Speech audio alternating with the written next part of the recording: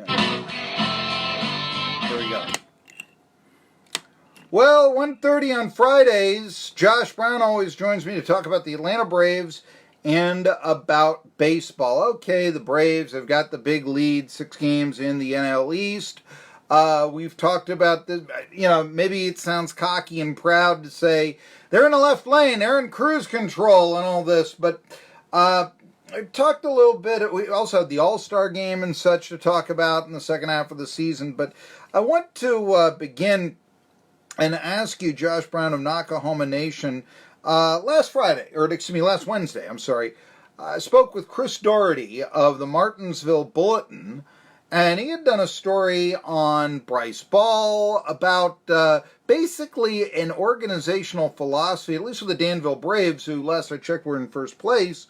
And it was that in this era of launch angles and, to still taking a full cut with 2 strikes and never trying to lay down a bunt or hit the ball the other way when they shift against you, the Danville Braves were still being taught, hit the ball where it's pitched, the old school philosophies, and they weren't necessarily trying to get a player's swing to produce a launch angle, this sort of thing.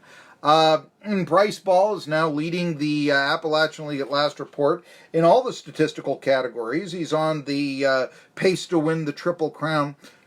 Josh, forgive the long-windedness of this question. You used to cover the Rome Braves. And I wanted to ask, did you notice a different organizational philosophy with the way that the Braves were, developing players down there in the Sally League from other organizations? That's my question. I noticed a little more of an old school approach when I covered them. I lived in Rome 2016 and spent that whole summer covering them. And one of the things I noticed was definitely a more old school vibe, and a lot of that came from their coach, their manager, Randy Eagle. He's not there anymore, but he's a former App State alum, actually. Mm-hmm. Was the highest batting average ever for an App State alum, Randy Eagle. But very, very old school, and he seemed to, kind of in a world where pitchers were often taken out really quickly and managed just hyper-sensitively in regards to pitch count, Randy would leave them in a little longer, and there was a lot more contact hitting as well. That year they had Luke Dykstra, who has kind of fizzled out a little bit in his minor league career, but at the time, he was a slap-hitting savage, and that was heralded in that team. And Ozzie Albies was there the year before, and yeah, a little bit. I don't know if it was too different than other organizations, but to me it seemed like, a little more old school, and has that bled into the major leagues in Atlanta? I'm not really sure, but yeah, I did notice it for sure. Well, here's where I was going with that. It seems to me that, the Phillies, for instance, we joked a little bit about this, but, the Phillies seem to want to have all their players be in the Pedro Alvarez mode or something like that. Lots of home runs, don't worry about the average. Braves, not so much. I would not say that is the way that they're going. But there are a lot of analytics people that'll tell you, hey, get up there trying to hit a home run. Hit a home run at all times. The risk-reward is worth it. To hell with hitting behind the runner. That sort of thing. And when I see these last 2 years consistently, the Braves really space themselves away from the Phillies and all this. When I see the Phillies sign a Bryce Harper, hitting that, hey, his average 253, 4 points higher than last year, and he's got the 16 dingers. Hey, look who's at third base. Oh, wow, Mikey Franco. What stats he'd be proud of? A regular Mike Schmidt, 227 with 13 dingers. Well, maybe Mike Schmidt is rookie year.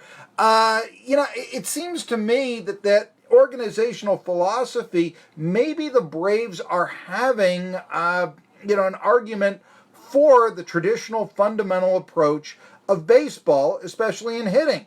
And I just want to, has this been anything you've noticed, anything that you've considered at all? Well,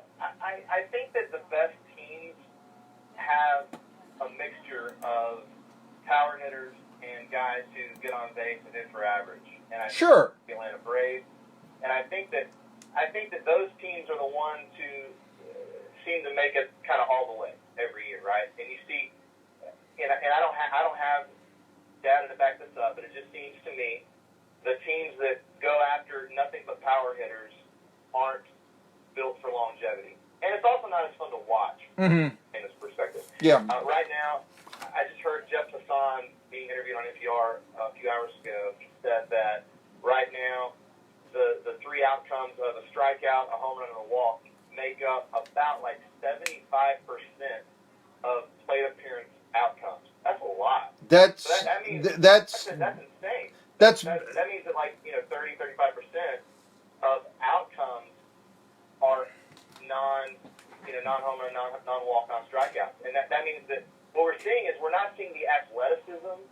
We're not seeing the plays as much as we used to. I think Braves fans might not notice it as much because you have guys who hit.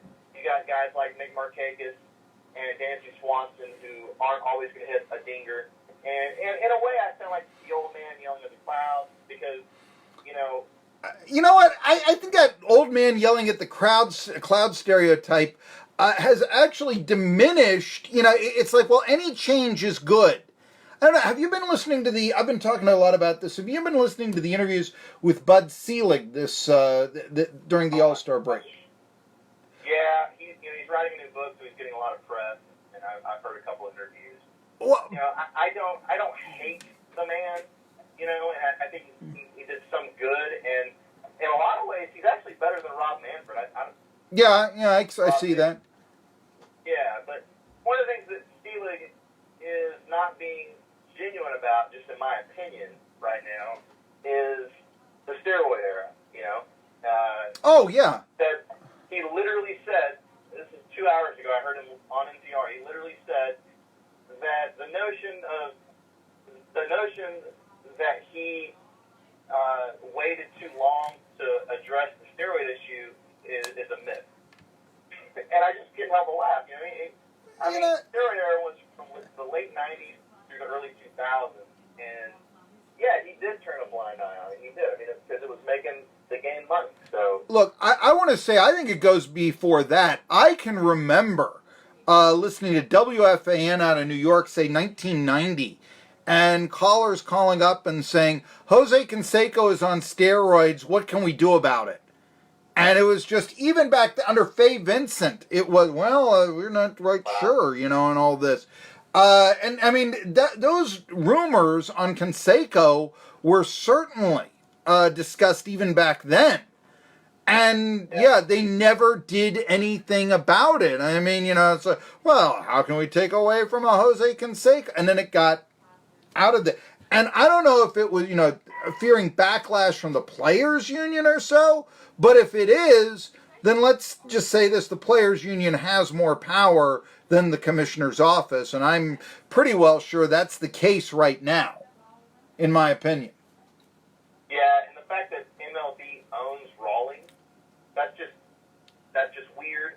I don't know if it's good or bad, but to me it's just weird that they own the company that makes the baseball, right? And it's been proven. Cuts down on costs, yeah. Yeah, it's been proven that the baseball is different, so we know it's different. But but Manfred says no. I mean, it's when you can't get honesty out of the leader of the game, supposedly, I mean, it really hurts.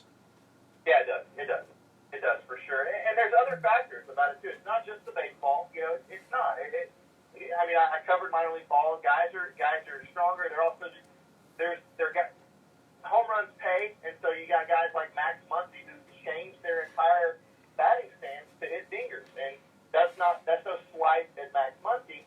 I'd do it too if I get paid, right? So you have guys who are trying to hit the ball out more. You got strikeouts or more. Guys are throwing the ball harder from the mound, So there's other factors. It's not just the baseball, but the baseball is different. And so, yeah, the fact that our leader of the game can't just be honest about anything, it is annoying for sure. I mean, and I am one that says, oh, the ball is juiced, so what? I mean, they're throwing fastballs up. Nobody throws low down anymore, it seems, and everybody's trying to challenge you with a high strike at 95 or more. And you've got, launch angles, and everyone is trying to hit home runs. The shortstop is trying to hit home runs. And, oh, by the way, this one that used to play for the Yankees and the Rangers has 696 of them. Of course, they were enhanced as well. We're at this point right now where it's like, wait a minute, where is the game going, I think? And, we'll talk about where the Braves are going and a little bit more organizational philosophy, even the All-Star game. It's Tri-City Sports Now. Josh Brown will be coming back after this.